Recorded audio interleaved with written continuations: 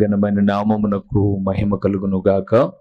మన ప్రభువును రక్షకుడునునైన యేసుక్రీస్తుల వారి యొక్క ప్రశస్తమైన నామమునకి మహిమ ఘనత ప్రభావములు యుగ యుగములకు కలుగును గాక. సర్వాధికారి అయిన దేవుడు ఆయన గొప్ప కనికరమును బట్టి మరొక శ్రేష్టమైన శుభదినమును మనకు అనుగ్రహించి దేవుని సన్నిధానములో దేవుని మాటలు ధ్యానము చేయుటకు దేవుడు మనకిచ్చిన ఈ గొప్ప సదవకాశము కొరకై దేవునికి స్తుతులు స్తోత్రములు చెల్లిస్తూ దేవుని సన్నిధానములో చేరి ఉన్న దేవుని ప్రియబిడ్డలైన మీ అందరికీ ప్రభు అయిన యేసుక్రీస్తు పేరిట వందనములు తెలియచేయుచున్నాను. ప్రభునందు ప్రియమైన వారలారా, ఈ దిన కాలమున మనము ధ్యానము చేయబోతున్న అంశ భాగము ఏమిటి అనగా, దేవుడు మీలో ఉంటే, దేవుడు మీలో ఉంటే ఏమి జరుగుతుంది? దేవుడు మీలో ఉంటే ఏమి జరుగుతుంది? ఎందుకనగా బైబిల్ గ్రంథంలో ఒక వాక్యమును చదివి మీకు వివరణలోనికి వెళ్తాను. ఎఫెసీయులకు రాసిన పత్రిక 4వ అధ్యాయము 6వ వచనములో ఒక చక్కటి మాట వ్రాయబడి ఉంది. వాటిని మనము ధ్యానం చేద్దాం. అందరికీ తండ్రి, ఎఫెసీయులకు రాసిన పత్రిక 4వ అధ్యాయము 6వ వచనాన్ని చదువుతున్నాం. అందరికీ తండ్రి అయిన దేవుడు ఒక్కడే. ఆయన అందరికీ ఆ మాట చూడండి. ఆయన అందరికి పైగా ఉన్నవాడై అందరిలోనూ వ్యాపించి అందరిలో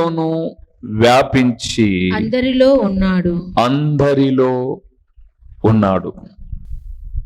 ప్రభునందు ప్రియమైన వారలారా, ఈ మాటను చూస్తున్నప్పుడు దేవుడు మనలో ఉంటే, వాస్తవానికి మనం నిర్గమాకాండం 33వ అధ్యాయం 3వ వచనాన్ని చూస్తే దేవుడు ఇశ్రాయేలుతో ఒక మాట అన్నాడు.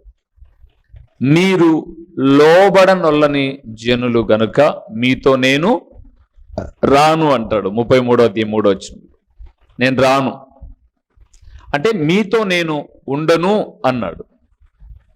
ఇక్కడ చూస్తున్నప్పుడు ఆయన అందరిలో ఉన్నవాడై, అందరికీ పైగా ఉన్నవాడై, అందరిలోనూ వ్యాపించి అందరిలో ఉన్నాడు. అక్కడ మనం చూసాం, మీతో కూడా నేను రాను అని మనం చూస్తాం. ఒకసారి నిర్గమాకాండం 34వ అధ్యాయాన్ని 9వ వచనానికి మనం వెళ్తే, ఇశ్రాయేలులు ఒక కోరిక కోరారు. చూడండి, 34వ అధ్యాయము 9వ వచనం. నిర్గమాకాండం 34వ అధ్యాయము 9వ వచనాన్ని చూస్తున్నాం. ప్రభువా, నా మీద నీకు కటాక్షము కలిగిన ఎడల నా మనవి ఆలకించుము. దయచేసి, ఆ మాట చూడండి, దయచేసి నా ప్రభువు మా మధ్యను ఉండి మాతో కూడా రావలను. వీరు లోబడనొల్లని ప్రజలు మా దోషమును పాపమును క్షమించి మమ్మను నీ స్వాస్థ్యముగా చేసుకొనుమనెను. మోషే ప్రార్థన చేస్తున్నాడు, ప్రభువా, నీ కటాక్షము నా మీద ఉంటే దయచేసి నా ప్రభువు మా మధ్య ఉండి మాతో కూడా రావలెను. ఇప్పుడు మనం నివసిస్తున్నటువంటి కాలనీలలో మనకు ఇంటికి దగ్గరలో అంగళ్ళు ఉన్నాయి, దుకాణాలు ఉన్నాయి. పూర్వపు దినాల్లో ఊర్లో ఏదైనా కొనుక్కోవాలంటే ఎక్కడో ఒక చోట అంగడి ఉండేది. పగలైతే మన పిల్లలు ఏం తీసుకురాపోంటే అవి తెచ్చేవాళ్ళు. రాత్రిపూట ఏదైనా తీసుకురాపోన్నారనుకో, అమ్మో నాకు భయం, నాతో కూడా నువ్వు రా అని అమ్మనో నాన్ననో అక్కనో అన్ననో ఎవరినో ఒకరిని పిలిచేవాళ్ళు. ఇప్పుడు కూడా మనకు భయమైన ప్రతిసారి నాతో రా అంటారు. ఒకవేళ అంత దూరం వెళ్లకుండా మన పిల్లలు హాస్పిటల్కి వెళ్ళారు, ఈరోజు ఇంజెక్షన్ వేస్తాము, ఇప్పుడు ట్యాబ్లెట్ తీసుకెళ్ళండి, రేపు కూడా జ్వరం వస్తే ఇంజెక్షన్ వేస్తాము, క్యాన్లా పెడతాము అన్నారనుకోండి. పిల్లలకు ఇంజెక్షన్ భయమైనప్పుడు వెంటనే అమ్మతో నాన్నతో నువ్వు కూడా నాతో రా అంట. క్యాన్లా పెట్టించుకునేది వీళ్ళే, ఇంజెక్షన్ వేయించుకునేది వీళ్ళే, నా ధైర్యం కోసం నాతో రా అని అడుగుతారు. మోషే అదే అడుగుతున్నాడు, ప్రభువా వీరు లోబడనొలని మాట వాస్తవమే, కానీ నీ కటాక్షం ఉంది చూడు, నీ కనికరం ఉంది చూడు, అది చాలా గొప్పది, కాబట్టి మాతో నువ్వు రా. ఆ మాట చాలా బాగుంది చూడండి. మాతో కూడా, నా ప్రభువు మా మధ్యను ఉండి మాతో కూడా రావలెను. ఎందుకు ఇశ్రాయేలీయులు అరణ్యములో 40 సంవత్సరాలు నడుస్తూ ఉన్నప్పుడు, వారు తప్పు చేసినప్పుడు సర్పము చేత వ్యాధి చేత మొత్తబడ్డారు, కానీ వారు దేవుని మాటకు విధేయులైనంత కాలము ఏ చిన్న కీడు కూడా జరగల. మనమున్న పులివెందల్లో, మనం నివసిస్తున్న వీధులలో, మన చుట్టూ ఉన్నటువంటి కొన్ని పరిస్థితులను బట్టి మన ఇండ్ల మధ్య పాములు తిరుగుతున్నాయి. ఇప్పుడు ఇండ్ల మధ్య పాములు తిరుగుతున్నాయి. వారి యాత్ర అంతా అరణ్యం, వారి ప్రయాణం అంతా అరణ్య ప్రయాణం. ఎంత దారుణంగా ఉంటుంది. కానీ ఎక్కడ కూడా, అదే మరలా చెప్పాను, వారి తప్పిదాన్ని బట్టి తప్ప వారంటూ ప్రయాణం చేస్తున్నప్పుడు పాము కరిసిందనో ఇబ్బంది కలిగిందనో పడిన సందర్భాలు లేవు. ఎందుకు అలాగా అనంటే, వారితో కూడా ఉన్నవాడు, వారిలో ఉన్నవాడు మనం ఆరాధిస్తున్న ప్రభువైన యేసుక్రీస్తు. అయితే ప్రియులారా, ఇప్పుడు మనం ఏం మాటలు జ్ఞాపకం చేసుకుంటున్నామంటే, దేవుడు మనతో వస్తే, లేదా దేవుడు మనలో ఉంటే ఏం కలుగుతుంది, ఏ ఏ విషయాలు మన జీవితాల్లో జరుగుతాయి, మనతో వస్తూ ఉన్నప్పుడు, మన మధ్య ఉన్నప్పుడు ఏం జరుగుతాయి అన్న విషయాలే కొన్ని మనం చూద్దాం. మొదటి విషయానికి వెళ్దాం. కొరింథీయులకు రాసిన మొదటి పత్రిక 14వ అధ్యాయము 25వ వచనం. అప్పుడు అతని హృదయ రహస్యములు బయలుపడును. ఇందువలన, ఆ మాట బాగా మీరు జ్ఞాపకం చేసి, ఇందువలన దేవుడు నిజముగా మీలో ఉన్నాడని ప్రచురము చేయుచు అతడు సాగిలపడి దేవునికి నమస్కారము చేయును. చాలు. ప్రభువునందు ప్రియులారా, మొట్టమొదటి విషయం, దేవుడు మనతో వస్తే, లేదా దేవుడు మనలో ఉంటే, మన వెంట వస్తూ ఉంటే, మన రహస్య పాపములు బయటపడతాయి. ఏం పడతాయి? మన రహస్య పాపాలన్నీ బయటకు వచ్చేస్తాయి, వెల్లడైపోతాయి. మీకు అర్థం కావడానికి ఈ మాటను నేను ఇలాగ వివరిస్తాను. ఉపాధ్యాయుడు పిల్లలతో పాటుగా కూర్చున్నాడు అనుకోండి, వాళ్ళు చదివేటప్పుడు వాళ్ళు రైట్ చదువుతున్నారో తప్పు చదువుతున్నారో ఆయనకు తెలుసు. వాడు పుస్తకం పట్టుకొని అని గొనుగుతూ ఉన్నా, ఆయన అలాగ తిరుగుతూనే వాడు చదువుతున్నాడో చదవలేదో ఈజీగా పసిగట్టేస్తారు. ఇప్పుడు దేవుడు మనతో నడుస్తున్నాడు అనుకుందాం, మనతో ఉండి నడుస్తూ ఉంటే, లేదా మనలో ఉంటే, మనకు తెలియకుండానే మన అంతరంగములో దాగి ఉన్న పాపాలన్నీ కూడా ఏమవుతాయి?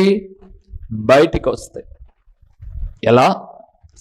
సమూయేలు 2వ గ్రంథము 12వ అధ్యాయము 12వ వచనాన్ని మనం చూద్దాం. 12వ అధ్యాయము 12వ వచనాన్ని మనం చూస్తున్నాం. పగటి యందు వాడు వారితో శయనించును. నీవు ఈ కార్యము రహస్యముగా చేసితివి, కానీ ఇశ్రాయేలీయులందరూ చూచుచుండగా పగటి యందే నేను చెప్పిన దానిని చేయుదును అనెను. చాలు.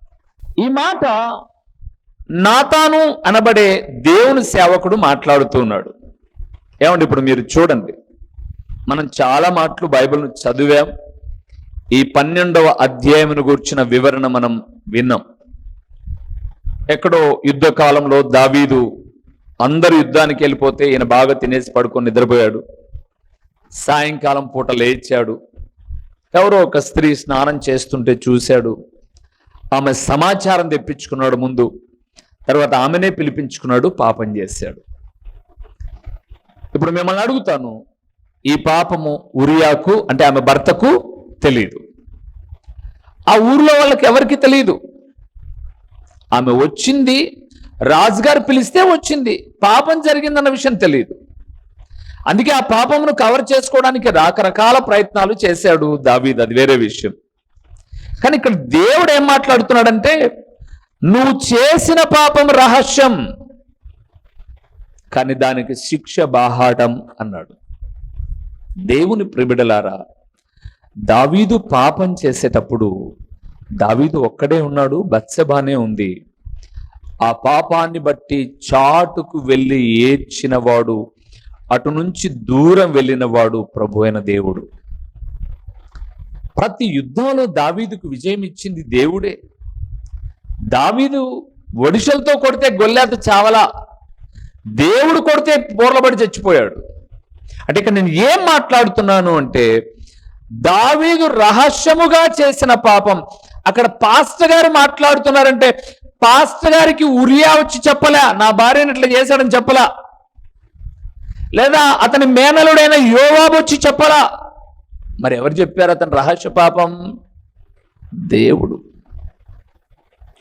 కొన్నిసార్లు వాక్యం మేము చెప్పుకుంటూ వెళ్ళిపోతున్నప్పుడు ఏదో ఆ రాత్రో ఆ వారంలోనో ఆ ముందో ఎప్పుడో జరిగిన సంగతులు అలాగ బయటకు వచ్చేసింటాయి. అప్పుడు మీరేమనుకుంటారంటే, ఇవి మా ఇంట్లో వాళ్ళే చెప్పినారు, మా ఇంట్లో వాళ్ళే చెప్పినారు. వాస్తవానికి చెప్పినారనే విషయం మీరు అనుకుంటారు, వాళ్ళు అనుకుంటారు. అది మా దృష్టికి వచ్చినంత వరకు మాకు తెలియదు. ఇప్పుడు నేను ఒక మాట చెప్తాను. మన వాక్యము దేవుని మహాకృపను బట్టి చాలా మంది చూస్తూ ఉన్నారు. ఎన్నో విషయాలు నేను మాట్లాడుతున్నప్పుడు ఫోన్ చేసినటువంటి ఆ తల్లులు తండ్రులు, మా ఇంట్లో విషయాన్ని మీరు చెప్పారు అని అంటారు. వాళ్ళు ఎవరో తెలియదు నాకు. మా ఇంట్లో ఏం జరిగిందో అది ఈరోజు మీరు వాక్యం ద్వారా మాట్లాడారు అని అన్నప్పుడు, అవునా, అయితే ఆ రహస్యం ప్రభు మాట్లాడించు. మీరు మహా అంటే మంగళవారం, శుక్రవారం, ఆదివారం వింటారు, 3 ప్రసంగాలు వింటారేమో. కానీ మన ప్రసంగాలను నాకు తెలుసు ప్రియులారా, నేను ఆ ఇండ్లకు వెళ్ళాను.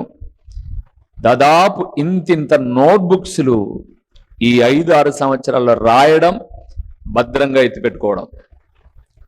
ప్రతిరోజు, ఈ రోజు అని కాకోకుండా ప్రతిరోజు, ఒకవేళ ఉదయకాలం వాక్యం వినడానికి, సాయంకాలం వాక్యం వినడానికి అవ్వకపోతే వాటన్నిటినీ సేవలో పెట్టుకొని, వాచ్ తర్వాత లేటర్, చూసి తర్వాత చూద్దాం అని ఒక యాప్లో పెట్టుకొని యూట్యూబ్లో చూస్తున్నటువంటి తండ్రులు తల్లులు చాలా మంది ఉన్నారు. మేము వెళ్ళినప్పుడు వాళ్ళ నోట్బుక్స్ తీసుకొచ్చి మా ముందు పెట్టారు. మా జీవితాన్ని ఇలాగ మీరు బట్టబయలు చేశారన్నా అని అంటే, మీరెవరో నాకు తెలీదు, ఇప్పుడు వచ్చాము ఇక్కడ మీటింగ్స్కి పిలిస్తే మీ ఇంటికి వచ్చామనంటే, దేవుడు మన అంతరంగాల్లోని రహస్యాలను సేవకుని ద్వారా చెప్పిస్తాడు అనంటే, ఆయన మనం చేసిన రహస్య పాపం సేవకుడు చూడకపోయినా ఎవరు చూసినట్లు? దేవుడు చూశాడు. అందుకే కీర్తనకారుడు ఏమన్నారో చూడండి, 90వ కీర్తనలో 8వ వచనంలో ఏం మాట్లాడతాడో. కీర్తనల గ్రంథము 90వ కీర్తన 8వ వచనాన్ని ఒకసారి మనం చూస్తే అద్భుతకరమైన మాట అక్కడ రాయబడి ఉంది. ప్రియులారా, మా దోషములను నీవు నీ ఎదుట నుంచుకొని ఉన్నావు. ఆ మాట చూడండి, నీ ముఖ కాంతిలో మా రహస్య పాపములు కనబడి ఉన్నవి. దేవుని ప్రియబిడ్డలారా, దేవుడు మనతో ఉంటే మన రహస్యాలు ఎక్కడో ఒక చోట బట్టబయలు చేస్తాడు ఆయన. అందుకే దైవజనుడైన మోషే ప్రార్థన చేస్తున్నాడు ఈ ప్రార్థన, నీ ముఖ కాంతిలో మా రహస్య పాపాలన్నీ కనబడుతున్నాయి. ఇప్పుడు మీకు ఒక మాట చెప్తాను అర్థం కావడానికి. భార్యాభర్తలుగా ఇంట్లో ఉన్నాం, భార్యాభర్తలుగా ఉన్నాం. ఇప్పుడు భర్తకి ఏదో తెలిసింది, బయట ఏదో ఒక రహస్యం తెలిసింది. అది బంధువుల గురించో, రక్త సంబంధికుల గురించో, లేదా ఇంటి గురించో, ఇంట్లో వాళ్ళ గురించి ఏదో తెలిసింది ఆయనకు. ఆయన బయట ఉన్నాడు, ఆ రహస్యం తెలిసింది. మధ్యాహ్నమో సాయంత్రమో ఇంటికి వచ్చాడు.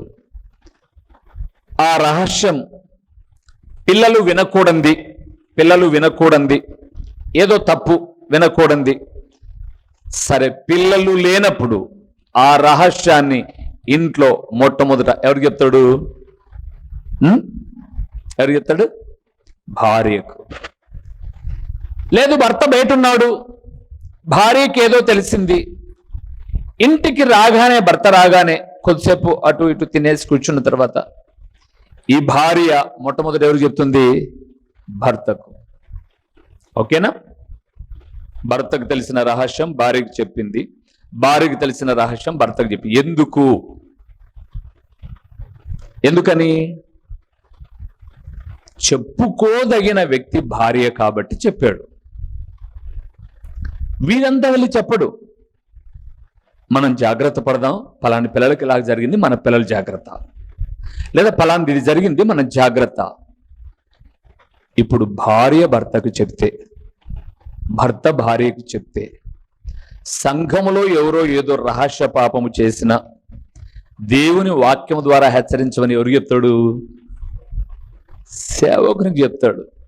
ఆయన ఇంట్లో ఉండే మొట్టమొదటి వ్యక్తి సేవకుడే, తర్వాత విశ్వాసుడు. ఇప్పుడు భార్య భర్తకు లేదా భర్త భార్యకు చెప్పడంలో ఎంత న్యాయం ఉందో దేవుడు తన అందుకే బైబిల్ గ్రంథం రాయబడి ఉంది, తన సేవకులకు చెప్పక ఏది ఆయన చెయ్యడంట. ఇప్పుడు ఆయన చెప్తే మీరు చెప్పినారని మీరు అనుకోవడంలో వాక్యము తెలియనటువంటి అవివేకం అది. వాక్యం తెలిసిన వాళ్ళు దావీదు వల్ల ఏం చేస్తారో తెలుసా? ఆ మనుషుడవు నువ్వే, ఆ తప్పు చేసింది నువ్వే అని అనగానే, అయ్య బాబాయ్, నేను సర్దుకుంటానయ్యాంగా, నా బతుకు మార్చుకుంటాను, దయచేసి నా కొరకు నువ్వు కూడా ప్రార్థన చేయని సేవకుని ప్రాధేయపడ్డాడు, తన బ్రతుకును పశ్చాత్తాపడ్డాడు. అయినా శిక్ష వచ్చింది. ఎందుకు దావీదు దీవించబడ్డాడు అంటే, ఇది తప్పు అనగానే సరిచేసుకున్నాడు దావీదు. తప్పు అంటే తిరగబడతావు నువ్వు, అందుకే నీ బ్రతుకట్లే ఉంది. దేవుడు మీతో నాతో ఉన్నప్పుడు ఆయన రహస్యాలను బయలు చేస్తాడు, బట్టబయలు చేస్తాడు. అది ఒక యుద్ధం, సిరియా రాజుకు ఇశ్రాయేల్ రాజుకు.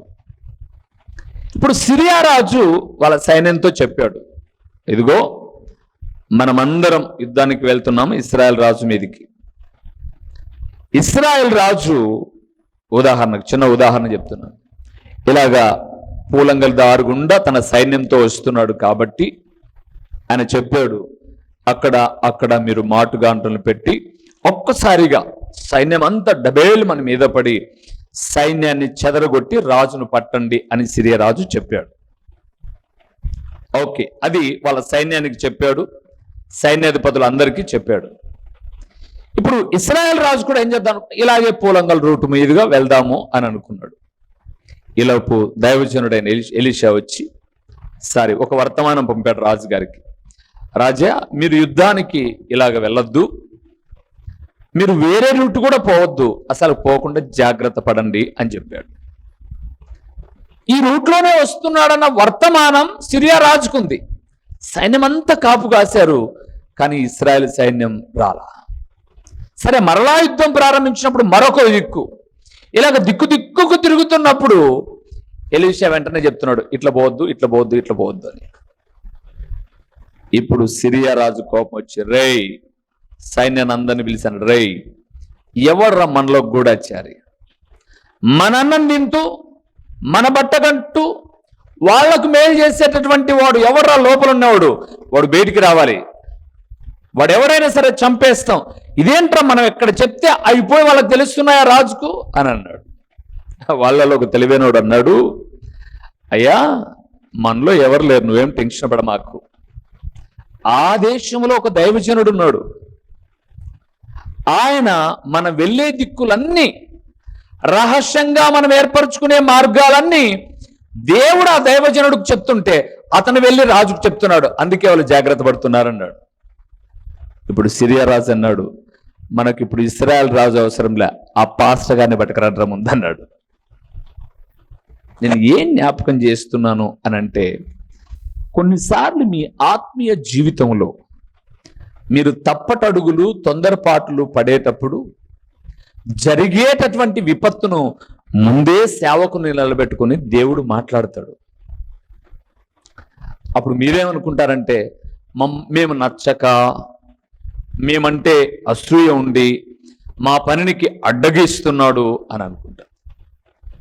బాగా దెబ్బలు తిన్న తర్వాత జ్ఞాని అయిన సొలొమోను అన్నట్లు, అయ్యో నా సేవకుల ఉపదేశము నేనెట్లు వినకపోతిని అని.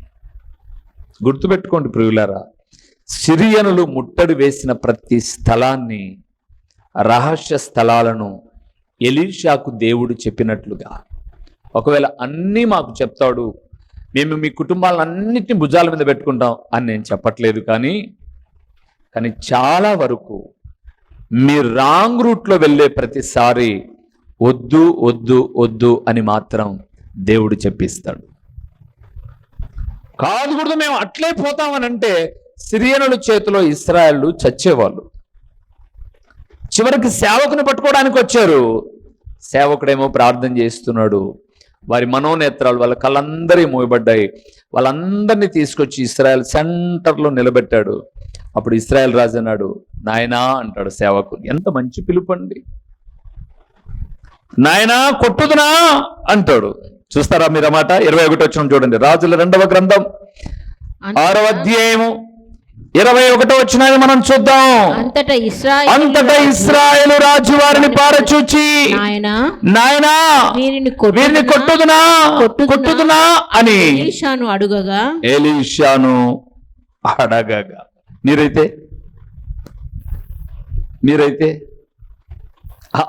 మీరైతే కోపం వచ్చినప్పుడు, మీరైతే బాధలు వేసినప్పుడు, నాయన సేవకుడా ఏంటి నాయన ఇట్లా చేస్తున్నావు అంటారా? మీరు అంటారా?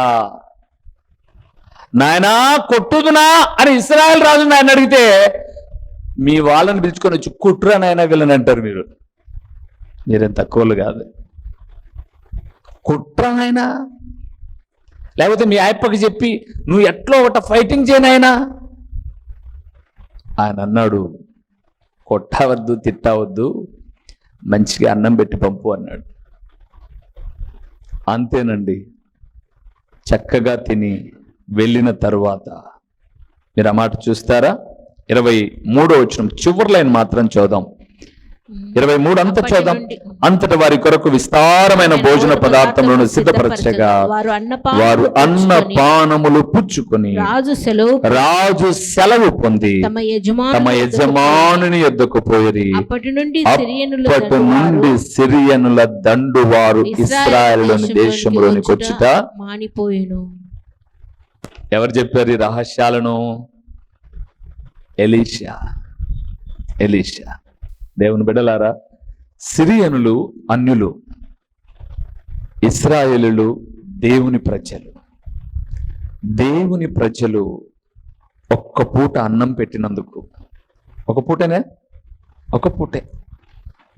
పూట అన్నం పెట్టినందుకు జీవితాంతము కృతజ్ఞత కలిగి ఇంకెప్పుడు గొడవ పల్ల. ఈరోజు లోకంలో ఒక నానుడుంది, తిన్నింటి వాసాలను కలసి తిని తిరగబడుతుంటారు. చూడండి ఎంత దౌర్భాగ్యం, చాలా తప్పు ప్రియులారా.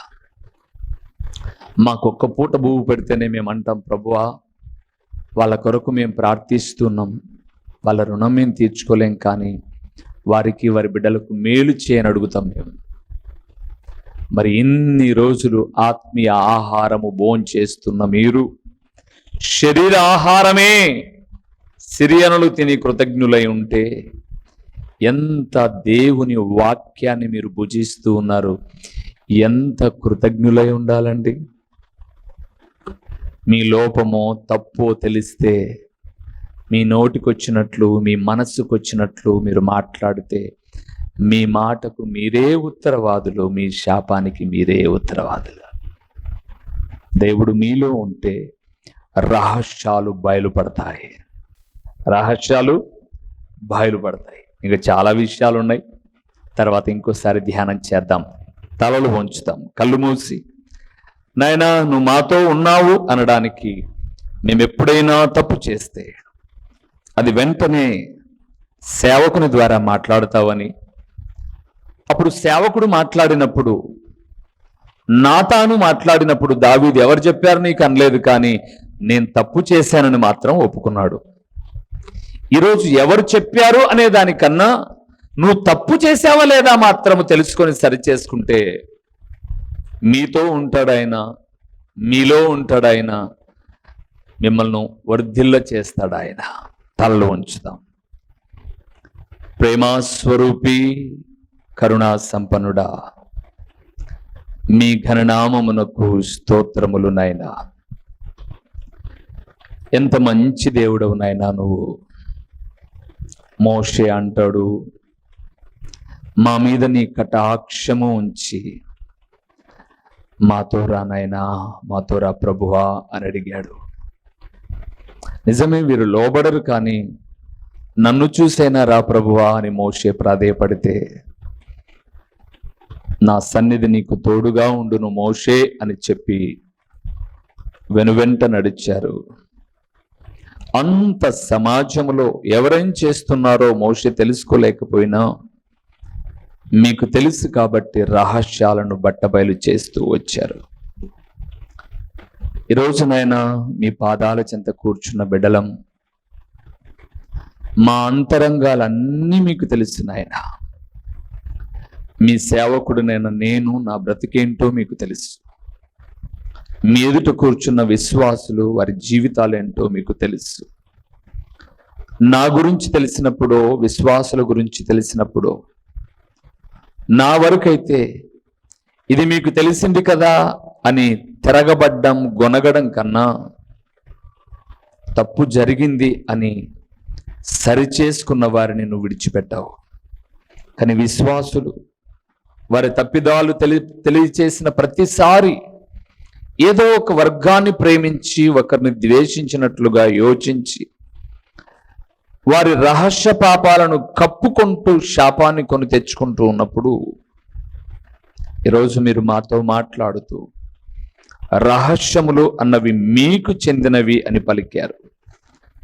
ఈ మాటలు విన్న బిడలమైన మేము మా రహస్య పాపములు మీ ముఖ కాంతిలో కనిపిస్తాయని చెప్పిన మీ లేఖనానికి విధేయులమై మీరు మాతో ఉండి ఆ తప్పు మేము చేసేటప్పుడు చూసి బాధపడ్డారన్న విషయం మాకు అర్థమైంది. ఇక మీదటైనా జాగ్రత్త కలిగిన వ్యక్తులమై మీకు సాక్షులుగా బ్రతకడానికి సహాయం చేయండి. ప్రకటించబడిన పరలోకపు సంగతులు వ్యర్థముగా పోకుండా సారవంతమైన నేలను పడిన విత్తనం వలె 30 60 100 ఫలింపచేసి మీ ఘననామానికి మహిమ ఘనత ప్రభావములు మీరు కలుగు చేసుకునమని ఎంతైనా నమ్మదగిన దేవుడవైన మీకు స్తుతులు చెల్లించుకుంటూ యేసు నామములో అడిగి పొంది ఉన్నాము తండ్రి, ఆమేన్. మా చిరునామా దైవజనుడు బ్రదర్ ఓ రూబేన్ గారు, క్రీస్తు ప్రార్థనా మందిరం, డోర్ నెంబర్ 1-10-386, నగరిగుట్ట, పులివెందుల, కడప జిల్లా. మీ ప్రార్థనా అవసరాల కొరకై సెల్ నంబర్ 9989067409.